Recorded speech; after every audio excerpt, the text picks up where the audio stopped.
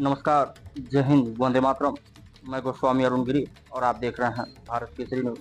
आज हमारे साथ नौतनवा विधानसभा के किसान नेता एवं अगर देखा जाए तो कोई भी दल ऐसा नहीं है जो इनके बारे में जानता ना हो और इन्हें पहचानता ना हो। और नौतनवा विधानसभा की बात की जाए, नौतनवा विधानसभा ही नहीं, पूरे जिले में हर किसान और गरीब व्यक्ति इनको जानता है।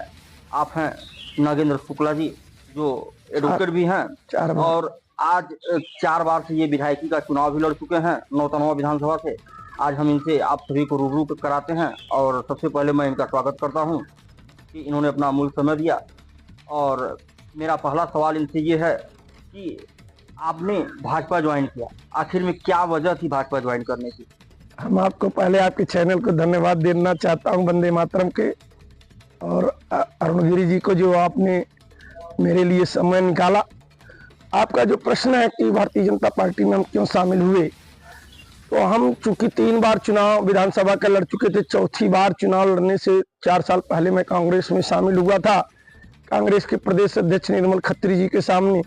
लेकिन पार्टी ने फिर मेरे साथ गद्दारी किया और टिकट नहीं दिया, इसलिए हम जन अधिकार पार्टी और MIM से विधानसभा का चुनाव 2022 लड़े। तब से हम एक अलग दल बना के अपना पड़े रहे और जब 2024 का लोकसभा चुनाव आया तो मैं सोचा कि राजनीति करना है तो जिस घर से मुझे भीख नहीं मिला है उस घर जाने से अच्छा है कि हम उस घर की तलाश करें जहां राष्ट्रवाद और देश की सुरक्षा और एकता की बात होती हो। ऐसे में मुझे भारतीय जनता पार्टी अच्छा लगा, नरेंद्र मोदी जी और योगी जी के विचार अच्छे लगे और मैंने निर्णय लिया कि भारतीय जनता पार्टी के प्रत्याशी पंकज चौधरी को देश हित में भारतीय जनता पार्टी के पक्ष में मतदान करने के लिए हम भाजपा में शामिल हूँ। आपने भाजपा तो ज्वाइन किया, आपने कहा कि मतलब नरेंद्र मोदी और योगी आदित्यनाथ के विचारों से आप प्रभावित हुए और पंकज चौधरी को आपने जिताने का निर्णय लिया, इसलिए आपने भाजपा ज्वाइन किया। पंकज चौधरी ने कौन सा ऐसा काम किया जो आपको अच्छा लगा?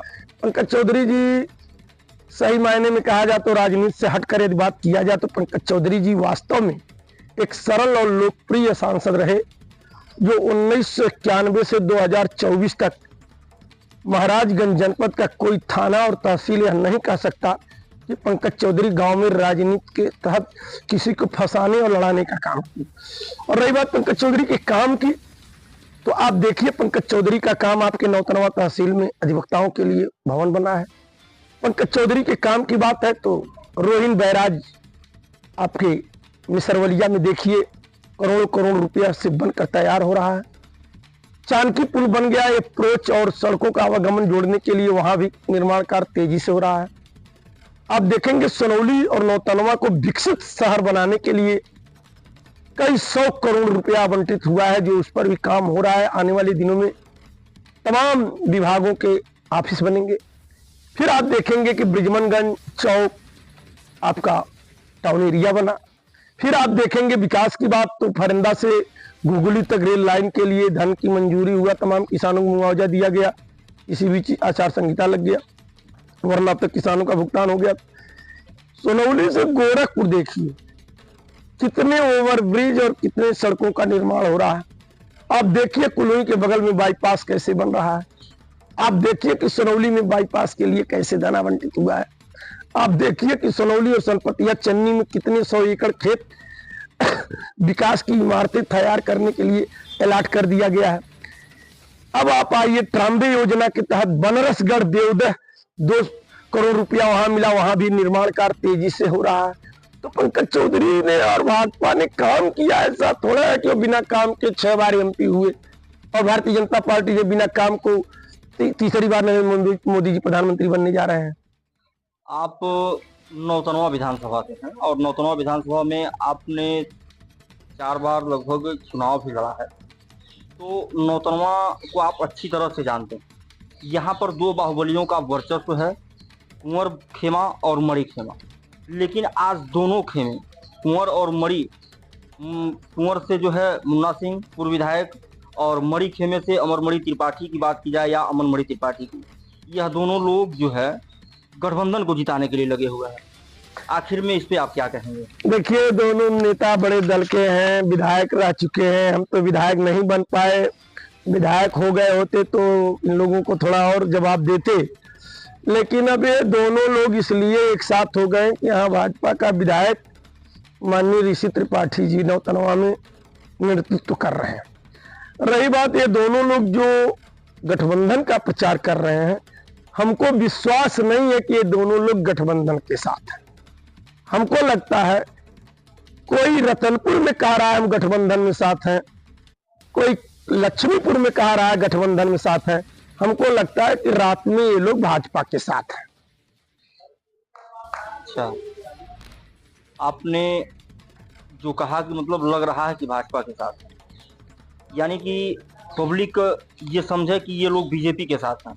इसलिए समझे कि इन दोनों लोगों को पहले पब्लिक तो इस बात के लिए बड़ी अचंभित है कि ये दोनों एक दूसरे के खिलाफ लड़ा करते थे और आज भाजपा को हराने के लिए लोग क्यों एक तरफ हो रहे हैं।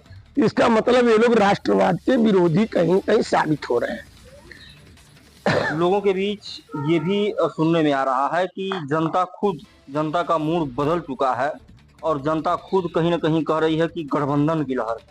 इससे क्या कहेंगे? नहीं, गठबंधन की लहर तो वो लोग हवा फैला रहे हैं जो लोग 1991 से लेकर 2024 तक हारे हैं। वो लोग प्रचार कर रहे हैं कि गठबंधन गठबंधन। ये गठबंधन कहीं से जीत नहीं रहा है।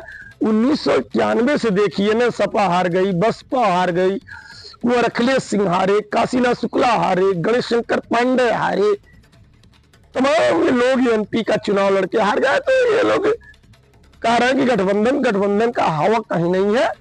हाँ, ये है कि जो लोग वोट नहीं दे रहे हैं वो लोग हवा फैला रहे हैं कि गठबंधन लहर। रही बात जनता की मूड, तो वास्तव में जनता एक मूड बना ली है कि उस बार 303 था, तो इस बार जनता का मूड है कि 400 से ऊपर। जन जन की है यही पुकार, अब की बार फिर मोदी की सरकार। अभी कल रात्रि में गठबंधन प्रत्याशी वीरेंद्र चौधरी ने एक निजी चैनल को इंटरव्यू देते समय उन्होंने कहा कि महाराजगंज के सांसद और केंद्रीय वित्त राज्य मंत्री यानी कि पंकज चौधरी जो भाजपा के प्रत्याशी हैं वो बाहरी। देखिए, या कह देना कि पंकज चौधरी जी बाहरी है, तो यह मुद्दा एक बार पूर्व सांसद हर्षवर्धन सिंह जी भी उठाए थे कि पंकज चौधरी जी भारत के नहीं है, नेपाल के हैं। हम ये कह रहे हैं पंकज चौधरी भारत के नहीं है तो गोरखपुर से डिप्टी मेयर कैसे हुए? यदि पंकज चौधरी भारत के नहीं है, महाराजगंज गोरखपुर के नहीं है, तो महाराजगंज में उनका घर कैसे बना? यदि पंकज चौधरी भारत के नहीं है तो उनके आधार कार्ड और निर्वाचन कार्ड कैसे बना? ये लोग ये नहीं समझ पा रहे कौन भारत के हैं कौन पाकिस्तान के हैं, यही नहीं समझ पा रहे। यही तो दुर्भाग्य है कि गठबंधन के लोग उल्टा सीधा बोल रहे हैं। हम ये कहेंगे इस बार ये गठबंधन जो थैया की नाच कर रही है करने दीजिए। 1 जून को भारी मतदान करके भाजपा ने जो कहा वो करके दिखाया। अयोध्या में चाहे राम मंदिर निर्माण हो, चाहे वो 370 हटाने की बात हो, चाहे वो आयुष्मान कार्ड देने की बात हो, चाहे वो राशन कार्ड गैस सिलेंडर की बात हो, चाहे वो शौचालय से लेकर गांव के सड़कों के विकास की बात हो। आप एक किसान नेता है, आपको लोग किसान नेता के रूप में जानते हैं। बीजेपी ने यानी कि भारतीय जनता पार्टी ने किसानों के लिए क्या किया? बात आपने बहुत अच्छा उठाया और वास्तव में मैं इस चैनल को धन्यवाद देता हूं जो आपने इतना समय दिया मेरे लिए। भारतीय जनता पार्टी ने शुरू से किसानों के लिए ही मुद्दा उठाया। आप देखे होंगे अटल बिहारी वाजपेयी जी जो किसान क्रेडिट कार्ड बनाए, आज कोई किसान कहीं कर्जा नहीं लेता, कहीं ब्याज पर पैसा नहीं उठाता। और भारतीय जनता पार्टी की जब नरेंद्र मोदी जी की सरकार बनती है तो उन्होंने किसान सम्मान निधि के तहत 2000 रुपया भेजने का काम शुरू किया। किसी किसान को मरहम लगाने का सरकार कोई अन्य सरकार नहीं कर रही थी, ये भाजपा के लोगों ने किया। भाजपा ने किसानों को, बड़े बड़े लोगों के यहाँ तो शौचालय था लेकिन किसान के बेहू बेटी रोड पर जाते थे, आज उनको इज्जत घर मिला। आज उनको घर जाने के लिए सड़क, खड़ंजा, नाली उनके दरवाजे पर मिला। आज किसानों को पेयजल के लिए घर घर जल पहुंचाने की व्यवस्था किया जा रहा है और किसानों को लोन ऋण देने के लिए आपस क्रेडिट कार्ड 4 भैंस 4 गाय रख लिए, उस पर भी केसीसी बनाने का भाजपा ने निर्णय दिया। अब इससे ज्यादा किसानों का क्या हो सकता है? 2027 की चुनाव को लेकर के कहीं ना कहीं लोगों के मन में ये सवाल चल रहा है कि आपने अगर बीजेपी ज्वाइन किया है तो वो कहीं ना कहीं 2027 का निशाना है। और क्योंकि यहाँ से वर्तमान विधायक निषाद पार्टी से हैं ऋषि त्रिपाठी, तो क्या ऐसे में लगता है कि बीजेपी आपको टिकट देगी या फिर आप बीजेपी से चुनाव लड़ सकते हैं?